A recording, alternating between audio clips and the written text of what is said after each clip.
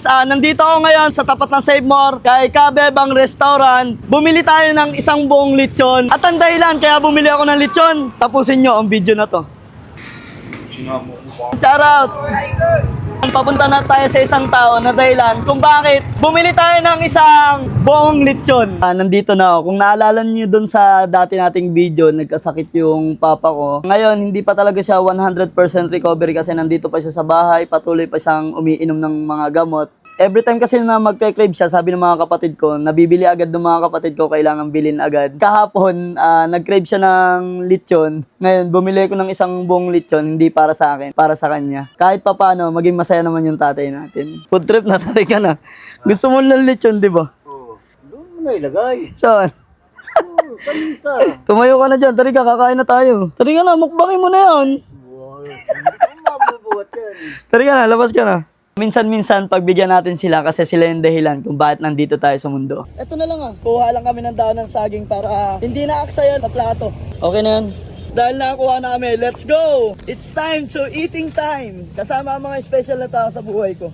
Nalaglag pa yung susi ko. Set up lang namin yung kakainan namin. Ahay ka naman sa camera. Opa, di ako marunong. Lalo naman ako. Oh, magaling si Jimor, hindi siya basta-basta eh. Siya yung nagtatadtad kasi di ako marunong magtadtad ng baboy. Marunong lang ako kumain. Lord God, maraming salamat po sa araw na to sapagkat binigyan niyo po kami ng isang magandang araw. Salamat din po sa blessing na dumating sa amin para kay Papa. In Jesus' name we pray. Amen. Oo, kaya na. Thank you so much sa Kabebang Restaurant sa masarap na lechon. Sarap, lumalagot to. Marambato.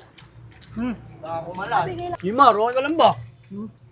Baka kayo ano Babantay mo Ma. si Ryan ha. Princess natin ko eh. Pingasan mo ako rito ha. Ang gagawin? Pingasan. Singakan. Oo, kunin mo to ha. Ang sarap din ng sauce. Ngayon ka pa. Ano? Bulunan pa. Nabulo na. Pare, masarap ba yung lechon kay Kabebang? Solid. Wala talagang kupal sa kabebang. Sarap po eh. Mga pawis na pawis oh. Boss Andy. Punta ako sa lechon eh.